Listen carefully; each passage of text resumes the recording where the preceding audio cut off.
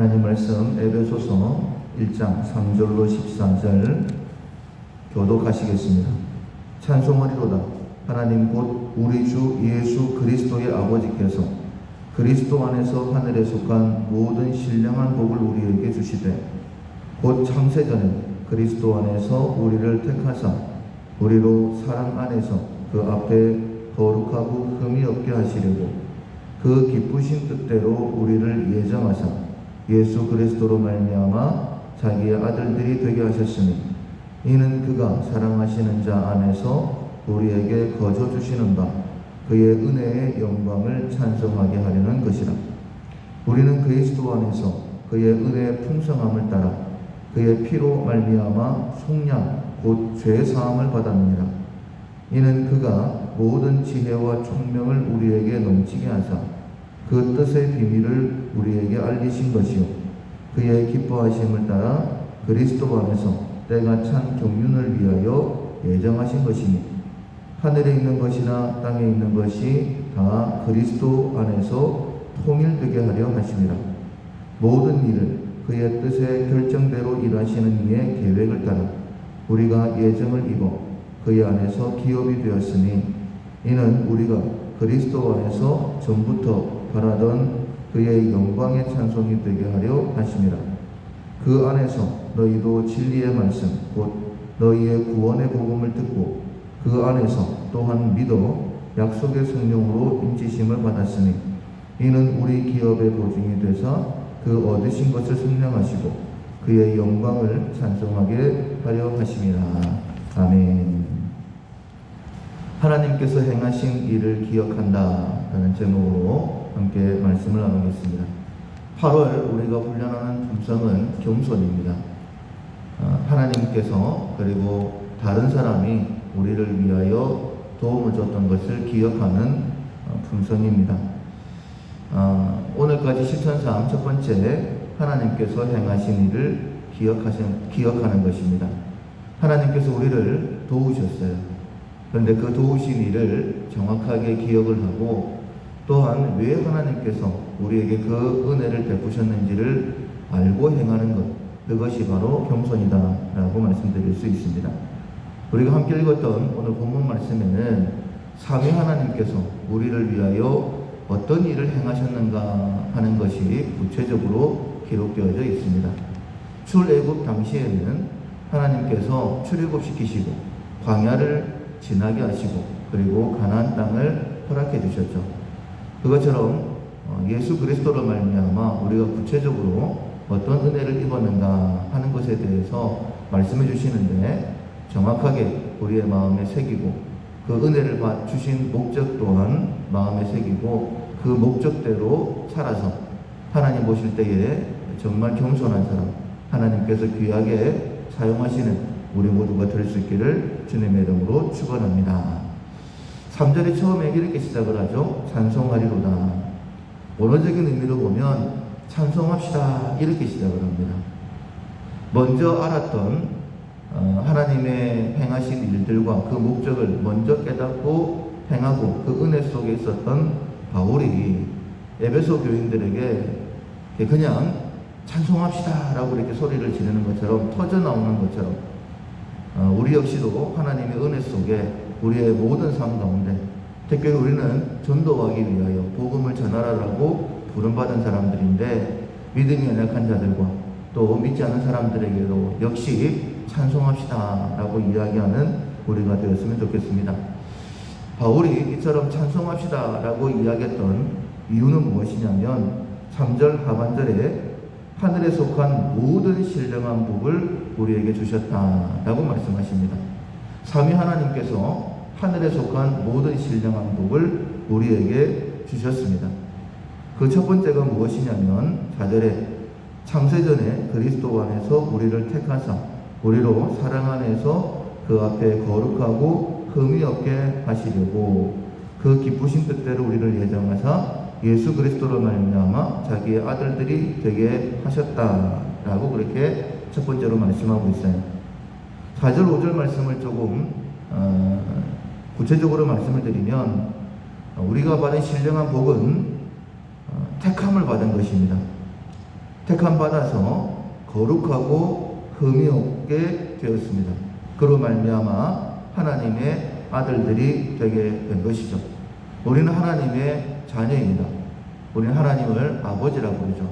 늘 기도할 때마다 제일 먼저 고백하는 것이 하나님 아버지라는 단어입니다. 우리가 쉽게 이야기하고 있지만은 하나님은 천지를 창조하신 창조주이시죠. 우리는 피조물일 뿐입니다. 거기에다가 하나님을 대적하고 반역하고 떠난 죄인, 죽어 마땅한 자들인데 우리가 하나님을 아버지라고 부르고 있는 거예요. 그것이 우리가 받은 첫 번째 신령한 복입니다. 우리가 지금 형편이 어떠하든지 간에 꼭 기억해야 되는 것. 삼위 하나님께서 우리를 자녀 삼아 주셨다. 그 방법이 택하시는 것, 그리고 거룩하고 흠이 없게 하시는 것. 택하시는데 그냥 택하신 것이 아니라 그리스도 예수 안에서 거룩하고 흠이 없게 하시는데 사랑 안에서, 그러니까 그리스도 예수가 곧 하나님의 사랑이다 라고 말씀하시는 것이죠. 그로 말미암아 우리는 하나님의 아들들이 되었습니다. 이것을 먼저 첫 번째 마음에 새기셔야 돼요. 그렇다면 우리가 하나님이 우리를 위하여 행하신 일을 기억하는 것이 겸손인데 하나님께서 왜 우리를 하나님 자녀 삼아주셨을까? 그 이유는 6절에 나오죠. 이는 그가 사랑하시는 자 안에서 우리에게 거저주시는 바 그의 은혜의 영광을 찬송하게 하려는 것이라 라고 말씀하고 있어요. 우리가 톨게이트를 지날 때에 동전을 던져놓거나 아니면 카드를 대면 감사합니다 라고 이야기를 합니다. 그것처럼 무엇인가를 받았다라는 것을 알게 되면 감사를 하게 되어지는 것이죠. 그렇다면 하나님께서 왜 우리에게, 지금 바울이 에베소 교인들에게 찬송합시다 라고 이야기하느냐? 그 첫 번째 이유로 우리는 하나님의 아들들이 되었습니다. 정말 놀랍고 놀라운 신령한 복이죠. 그 사실을 알게 하는 이유는 무엇이냐면 그의 은혜의 영광을 찬송하게 하려는 것이라 라고 말씀하고 있어요. 우리에게 범사에 감사하라 라고 명령을 하셨죠. 범사에 감사라는 것은 내가 생각할 때에 좋은 일이 있어도 감사하는 것이고 안 좋은 일이 있을 때에도 감사하는 것입니다.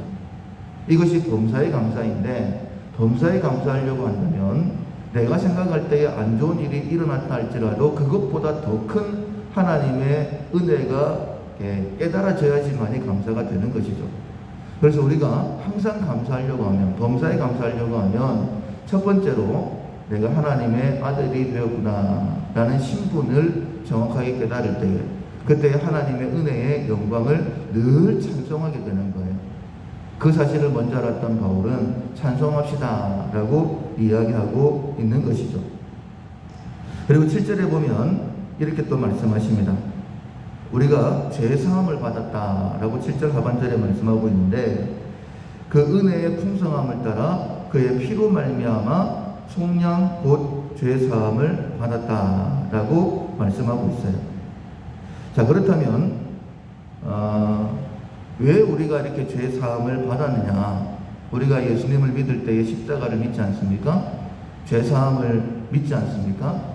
그렇다면 왜 우리로 하여금 이 죄 사함을 깨닫게 해주셨을까? 8절에 보면 또 이는 이라는 단어로 시작하고 있습니다. 그가 모든 지혜와 총명을 우리에게 넘치게 하사 그 뜻의 비밀을 우리에게 알리신 것이요 라고 말씀하고 있어요.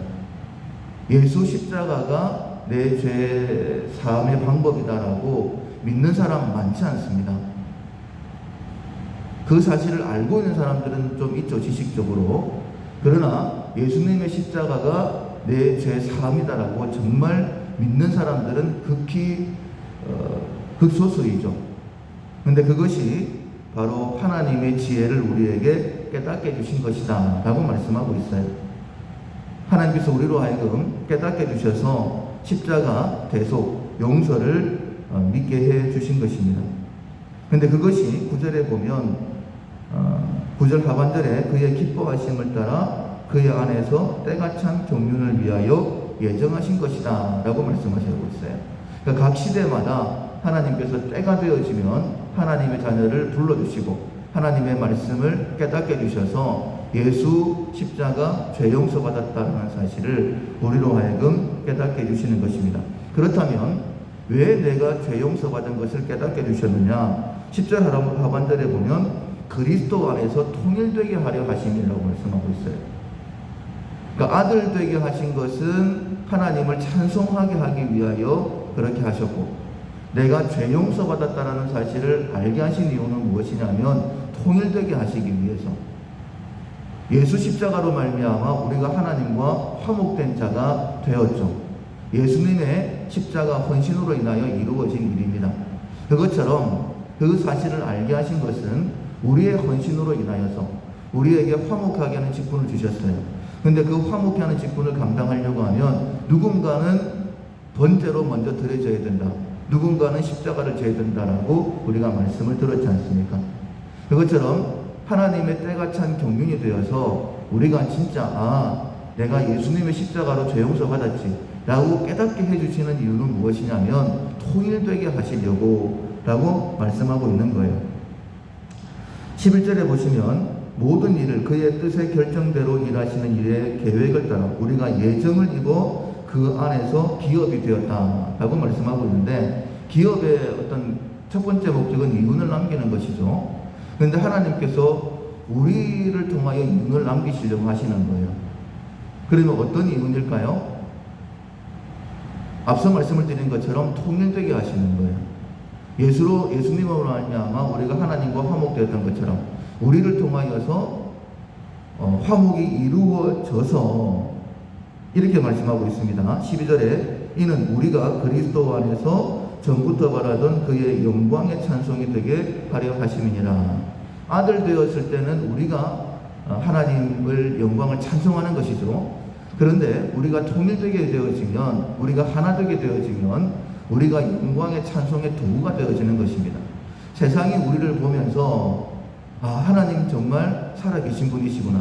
저들이 어떻게 저렇게 하나가 될 수 있을까? 예수님의 십자가 때문이구나.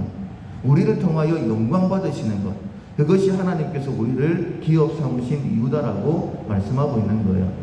그래서 우리가 예수님의 십자가를 믿는다라고 한다면 반드시 우리를 통하여 하나됨이 이루어져야 되고, 그로 통하여서 세상이 우리를 통해 하나님의 영광을 찬송하게 되어지는, 우리가 찬송하는 것뿐만 아니라 세상이 우리를 통하여 찬송하게 되어지는 놀라운 역사가 있어야 됩니다.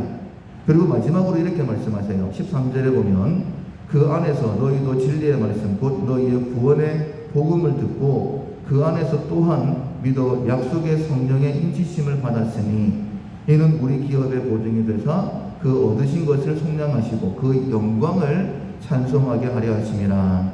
첫 번째 영광을 찬송하게 한다라고 말씀을 들었죠. 두 번째 영광의 찬송의 도구가 되게 하신다라고 말씀하셨죠. 그리고 마지막으로 또한 그의 영광을 찬송하게 하려 하심이라 라고 말씀하고 있어요. 이것은 성령께서 우리에게 보증하시는 것이라고 되어 있습니다. 성령께서 무엇을 보증하시느냐? 우리가 죄 용서받은 것, 우리가 하나님의 아들 된 것을 다시 한 번 더 우리에게 보증해 주시는 거예요. 그리고 우리로 하여금 하나님의 영광을 찬송하게 하신다라고 말씀을 하십니다. 그래서 우리가 하나님이 행하신 일을 기억하는 그 삶의 모습, 증거는 무엇이냐면 찬송이라는 거예요. 먼저는 내가 하나님의 영광을 찬송하는 것이고, 두 번째로는 하나님을 모르는 사람, 내 주변의 사람들이 우리를 통하여서 하나님을 찬송하는 것이고, 또한 우리가 찬송하는 것인데 방법은 이렇습니다.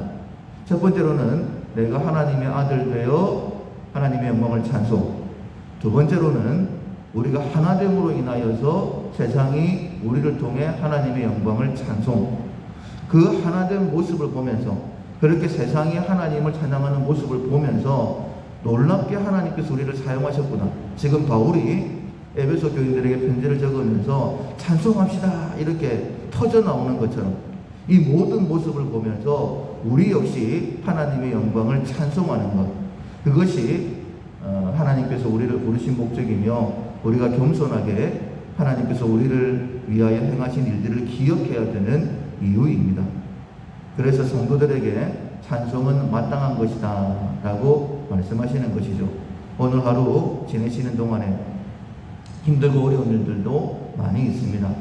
그러나 우리가 받은 신령한 복들, 꼭 기억하시면서 먼저는 내가 하나님을 찬송하고 내가 찬송함으로 인하여 특별히 하나됨으로 인하여 세상이 우리를 보면서 하나님을 찬송하고 이렇게 세상 또한 하나님을 찬송하는 그 모습을 보면서 하나님께서 놀랍게 일하셨구나. 다시 한 번 더 우리의 입술을 열어서 하나님을 찬송할 수 있는 찬송만 넘치는 그런 겸손한 하루가 될 수 있기를 주님의 이름으로 축원합니다.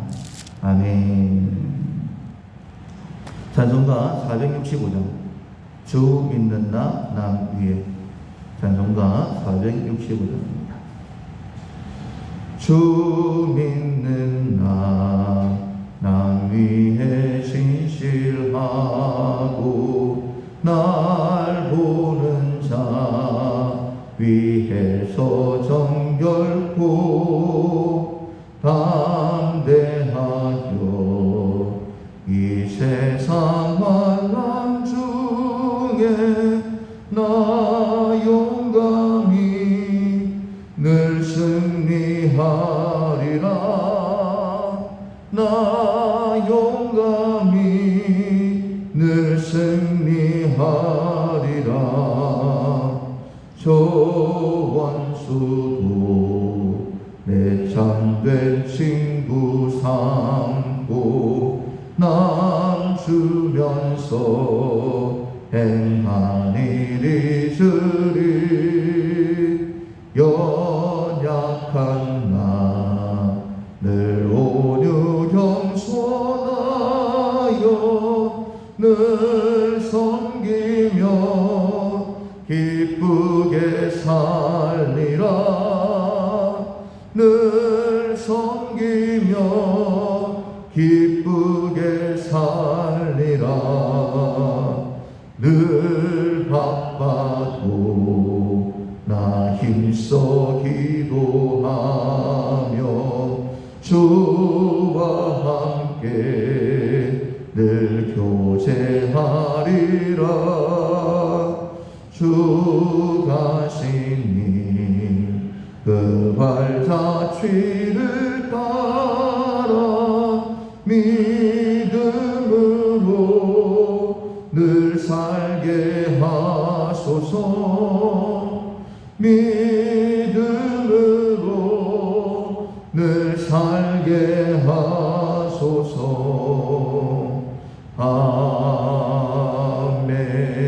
아멘.